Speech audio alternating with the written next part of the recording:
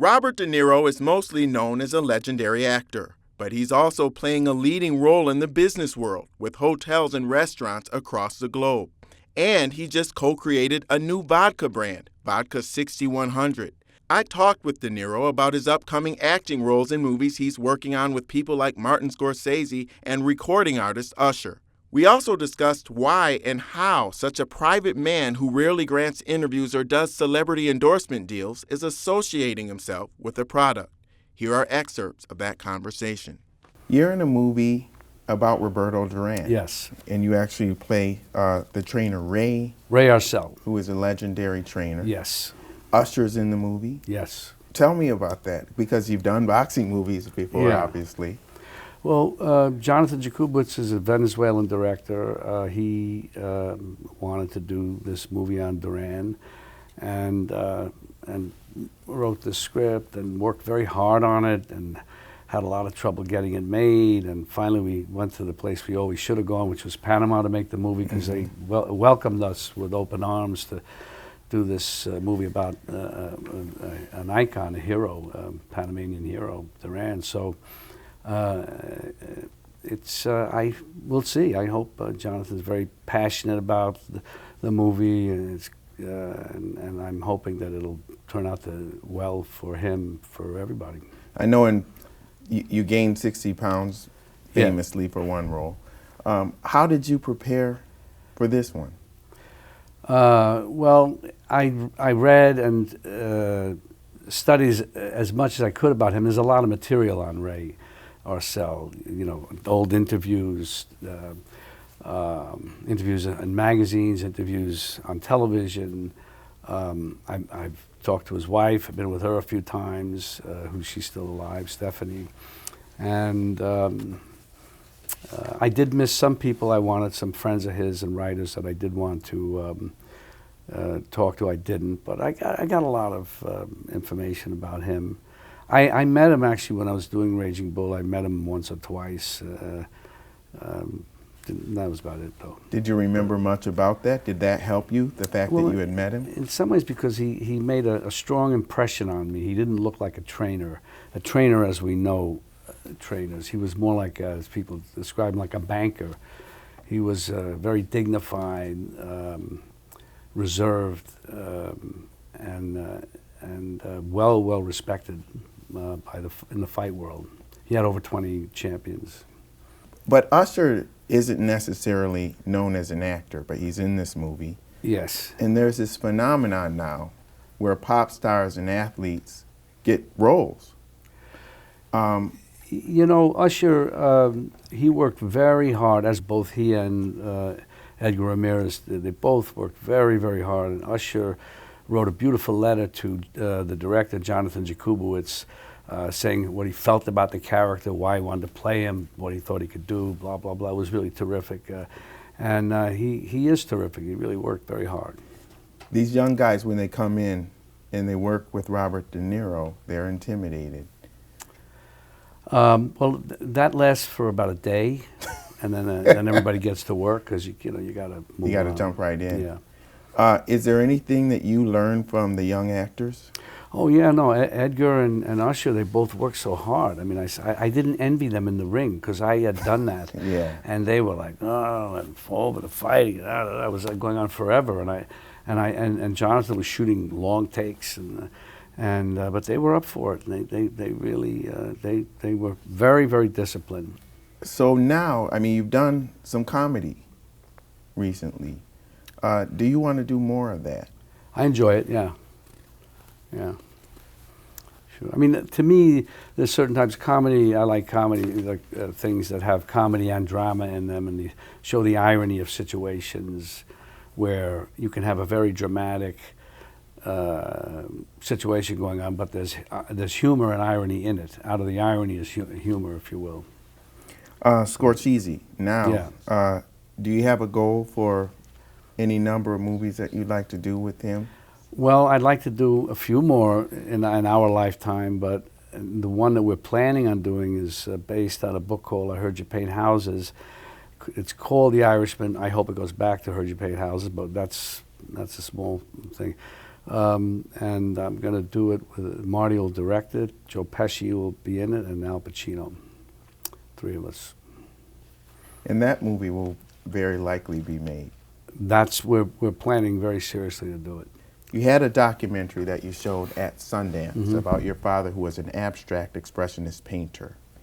And that's going to come out this summer? Yes, it's coming out around Father's Day, I think. Give it just before that, I think, in June. It sounds like it's a very touching documentary because you display his work in all your restaurants. Yes. I understand that.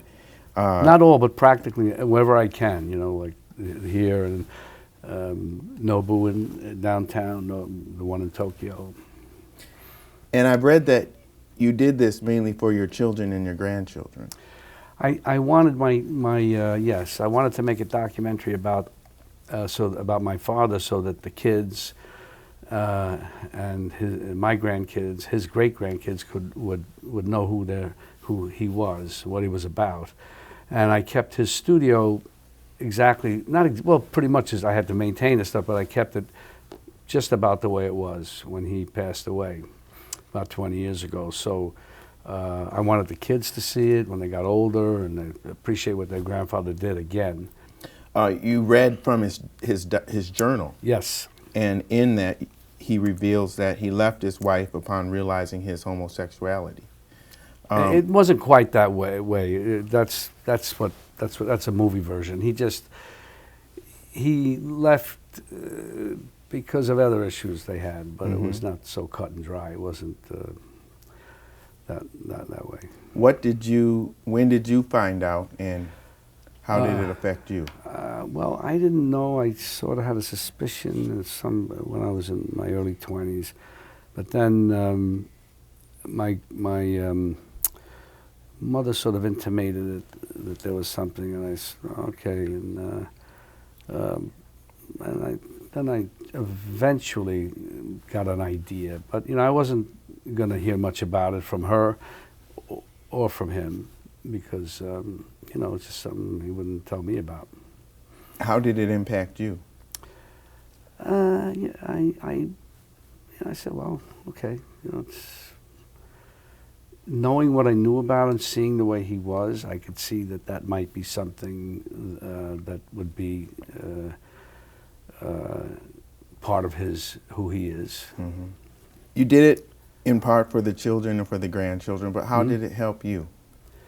Well, I always feel that for me, it was my responsibility to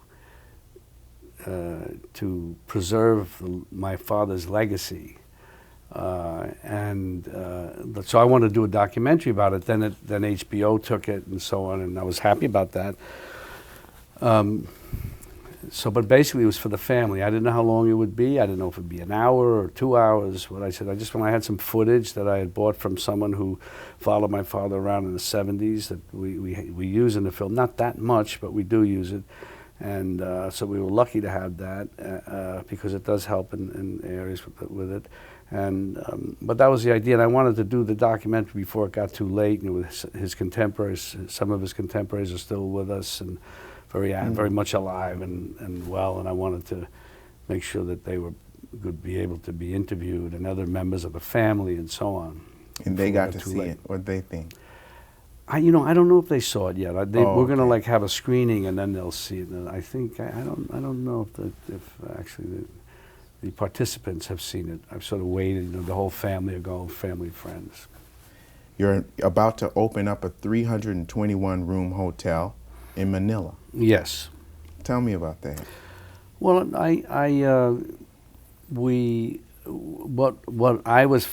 we were finding is that these hotels, well-known hotels, would be asking us to put a Nobu restaurant in them, and I kept saying, well, if we're going through all this trouble and putting a Nobu restaurant in these hotels to give them a certain cachet or credibility, why don't we just try to do a Nobu hotel ourselves?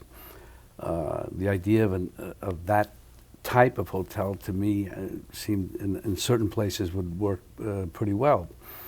And naturally, there was not resistance, but it's like anything, when you do it, when you want to do it and it's something different than what people expect to see you doing, say as the restaurants, it's like, stay there. But I said, we'll find partners in each area, territory, if you will, and we did, and the word will spread that we want to do this, and we don't want to just do a restaurant. And so that's what's happening slowly. Was it hard to find partners? Probably not. Right? No. And as time goes on, we'll find more partners, and we have good partners now. Yeah. Jamie Packer from Australia and Caesar's Palace and in Vegas. How did you get into entrepreneurship? Was it something that when you were young you got inspired about it? Or, because I know your father was an artist and your mother as well. Yeah, I don't know. I think, I've always been wanting to act or direct. But then these opportunities came along and I felt let's just take advantage of them, like Nobu. And when I went to Nobu years ago, over 20 years ago, 25 years ago, and I said, if you ever want to open, I went to Matsuhisa, his first restaurant. I said, if you ever want to open a restaurant, I was there one time, I said, and then I went many times after, but I said, if you ever want to open a restaurant in New York, just let me know, because to me, it was a no-brainer. It seems like you really didn't leave yourself any other option when you were young because you really wanted to do acting. Yes. What would you have done had you not acted? I don't know. I don't know. I was lucky because I always managed to do something, keep going, make enough of a living even in my early 20s just to manage to get through. You're a co-creator of a new vodka line with a company called ASM, who's also an Australian spirits company. I've heard that you've been involved with everything, down to even the design of the bottle. How long have you been working on that, and how did it come together? This was, I guess I was approached almost 2 years ago about it. And they had told me about, Jamie Packer said, this vodka, and I'll send someone over to explain to you. And he sent Margaret Jackson to the state, to New York, and she took out a whole bunch of bottles of different vodkas and had me taste them, and then this vodka, and I tasted it, and it was good. We're in this culture where celebrities are fighting to get what people call endorsement deals, to get their names associated with products. You've never associated your name with a consumer product. No, I've done some ads in here and there, but nothing. Why haven't you? I didn't see. I didn't want to do that. And if I became part of something like Nobu or other business ventures that I'd get involved in or into, I wanted to be an active participant, and I'll do what I can from my side to support that, but I just don't want to come in and be paid as somebody to go do it. I've done that, but for real important things, I just didn't. I was approached by some people who wanted to do a whole campaign, which was very tasteful, terrific idea, and then I saw what they were. I said, well, fine, if I'm part of the whole thing, but I just don't want to just you pay me and thank you, goodbye, and so it just wasn't worth it for me. Yet at the same time, even though your brand is more mystique and understatement, and not over promoting yourself and things, you managed to be associated with these businesses, and people know this is a De Niro project.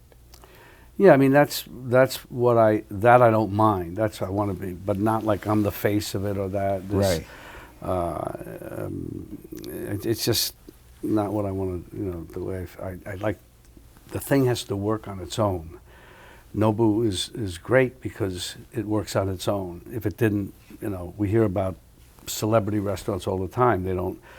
If they go by the wayside, it's because they're not up to par. And the same with anything that I get involved with. I hope that it would be, it has to have something that's special about it that I could say at least that I'm involved with it. I want to be involved with it. What is the key Speaking of restaurants, what is the key to success in the restaurant business from your standpoint? You have to have good food. Period. Okay. If you don't have good food, then nobody. What about That's it. service? I mean, some places can have like okay food, and it's the atmosphere and the whole feel of the place. That's a different thing. There are places like that. You like to go there even though the food's not great. It's good. It's more than adequate, but not like Nobu. The food is really, for me, great. Robert De Niro, thank you very much. And with Robert De Niro, I'm Lee Hawkins. See you next time.